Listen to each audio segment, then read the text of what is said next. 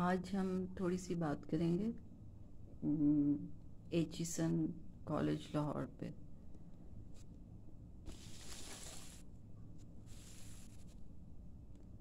सबसे पहले Y Aitchison. Aitchison ही हम क्यों सिलेक्ट करते हैं अपने बच्चों के लिए? तो उसका एक रीज़न तो ये है कि ये टॉप स्कूल, वर्ल्ड के टॉप स्कूल्स में है, और जो इनका एक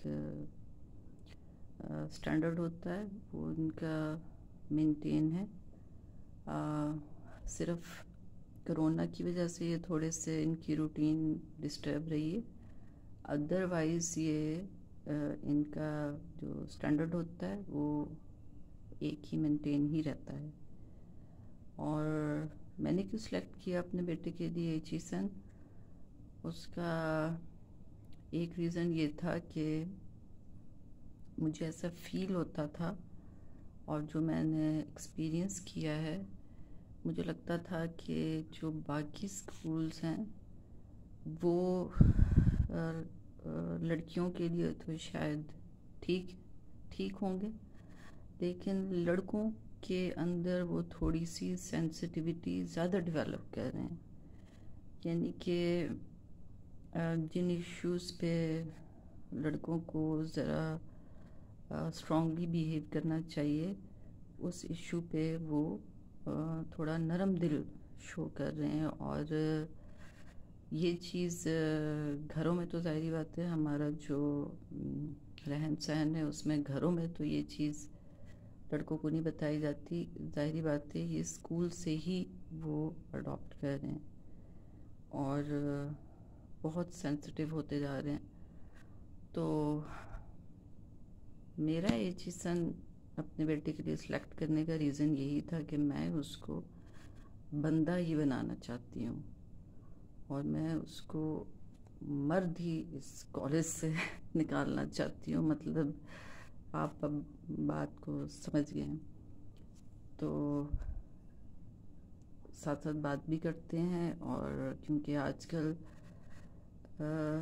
और ये मैं आपको गैलरी भी दिखाती हूँ इनकी, और साथ साथ बात भी करते हैं। और ये इसलिए मैंने आज ये टॉपिक छेड़ा एचिसन का, क्योंकि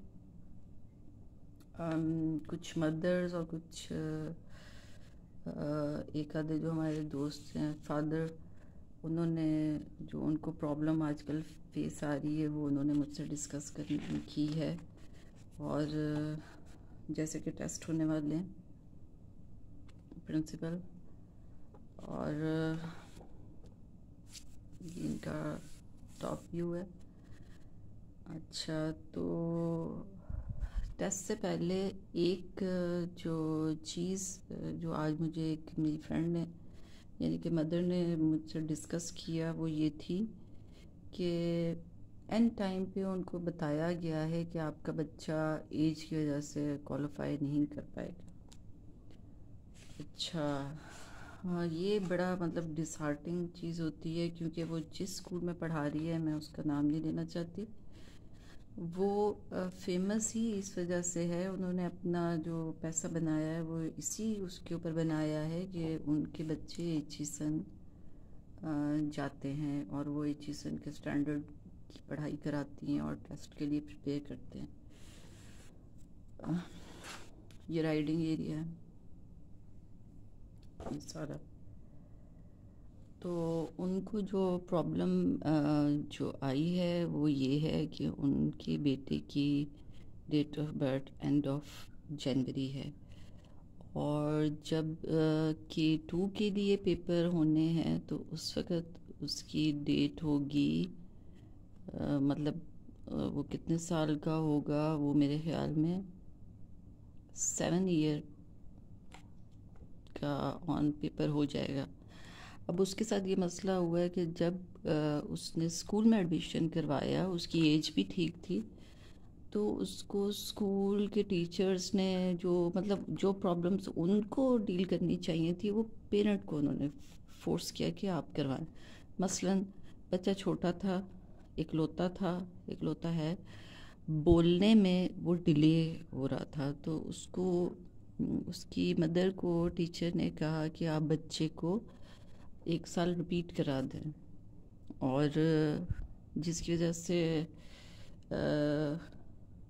वो बच्चा एचिसन की एज क्रॉस कर एचिसन के टेस्ट की एज क्रॉस कर गया।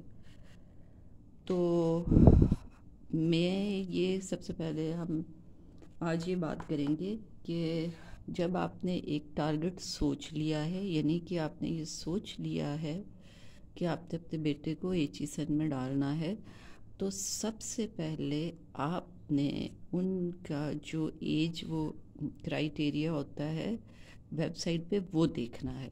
आपने किसी की बात नहीं सुननी, किसी टीचर की, किसी प्रिंसिपल की बात नहीं सुननी। आपने ये देखना है कि एचिसन अपनी जो लड़के होते हैं उनकी एज के ऊपर बहुत स्ट्रिक्टली बिहेव करते हैं। आपका जब वो एडमिशन फॉर्म ही नहीं एक्सेप्ट करेंगे तो आगे टेस्ट की बात तो बाद में बात आती है। तो ये मेरे साथ भी हुआ था। मेरे बेटे का जब स्कूल में इंटरव्यू हुआ तो उस वक्त वो 2.5 का था, यानी कि 2.5 साल का था। तो उन्होंने कहा कि आप इसको प्ले ग्रुप में करवा सकती हो, और हम करवा भी रहे थे, लेकिन किसी वजह से उसका डिले हो गया, और जब उसका एडमिशन हुआ तो वो पूरे 3 साल का हो गया था। यानी कि दिसंबर में हुआ है और जनवरी में उसका एडमिशन हुआ। अब हुआ ये कि उन्होंने कहा जी आपका बच्चा तो फर्स्ट टाइम आ रहा है, तो इसने पहले कोई स्कूल नहीं देखा, तो आप इसको प्ले ग्रुप में करवाएं। मैंने उनकी बात सुन ली और प्ले ग्रुप में करवा लिया। लेकिन मुझे एक डाउट था, और वो ये था कि जब इंटरव्यू में, क्योंकि वो बच्चे का स्कूल के लिए इंटरव्यू लेते हैं, तो जब इंटरव्यू में बच्चा आपके सारे क्वेश्चंस का आंसर दे रहा है, आप मतलब शेप्स वो बता रहा है, कलर्स वो बता रहा है, एनिमल्स के नाम और कुछ फ्रूट्स के नाम, और कुछ आपने पोएम उससे सुनी है जो आप इस एज में बच्चे से करते हैं कि उसको जानना चाहिए। तो जब वो सब कुछ बता रहा है तो आप ये क्यों कह रहे हैं कि बच्चा आप प्ले ग्रुप में डालें?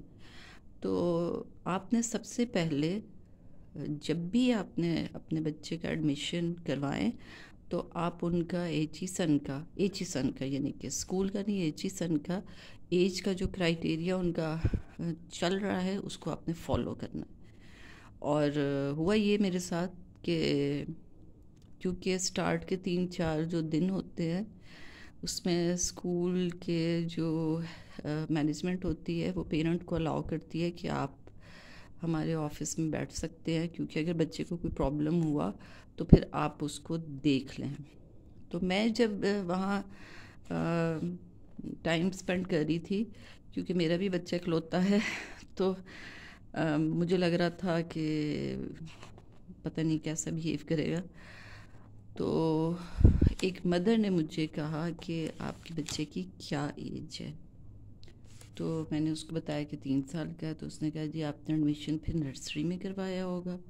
मैंने कहा जी नहीं, वो तो प्ले ग्रुप में जा रहा है, क्योंकि इन्होंने कहा है कि जी प्ले ग्रुप में आप करें, आप फर्स्ट टाइम आ रही हैं। तो उन्होंने कहा कि आप मेरी बात माने, मेरे बच्चे के साथ ये सेम ये हो चुका हुआ है, और वो अपीयर ही नहीं वो कर रहे थे। तो मैंने अपने बच्चे को फिर क्लास जंप करवाई। तो आप मेरी बात माने, आप अभी से ही जंप करवा लें, यानी कि अगर आपका बच्चा 3 साल का है तो आप इसको नर्सरी में करवाएं। अच्छा, होता ये है कि नर्सरी में वो 3 साल का जाएगा, उसके बाद आता है केजी में वो जाएगा 4 साल का, उसके बाद ग्रेड वन में इनका बहुत से तो नहीं, 3-4 ही स्कूल्स हैं जो एचएसएन की तैयारी करवाते हैं। तो उसमें ये होता है कि ग्रेड 1 में इसकी एज होनी चाहिए 5 साल, और इसने पेपर देना है, टेस्ट देना है ग्रेड 2 के लिए। और ग्रेड 2 के लिए जब टेस्ट हो रहे होते हैं तो उस वक्त बच्चे ने स्कूल में मेरे ख्याल में 5 से 6 महीने पढ़ाई की होती है, और उसकी तैयारी आपको करवानी पड़ती है ग्रेड 2 और बहुत सी चीज़ों में ग्रेड 3 के लेवल की। जैसे कि मैथ इनका बहुत मुश्किल होता है, और इंग्लिश बच्चे थोड़ा क्लियर कर जाते हैं, सिर्फ उनका स्पीड का इशू होता है। तो आज जो हम बात कर रहे थे उसमें ये मेन इशू जो हम डिस्कस कर रहे हैं वो ये है कि जब बच्चे का ग्रेड 2 के लिए K2 के लिए टेस्ट होगा तो उस वक्त उसकी क्या एज होनी चाहिए, तो वो मैंने आपको बता दी है। नर्सरी में 3 साल का बच्चा होना चाहिए, KG में 4 साल का, ग्रेड 1 में 5 साल का, और जब जिस क्लास के लिए वो टेस्ट दे रहा है यानी कि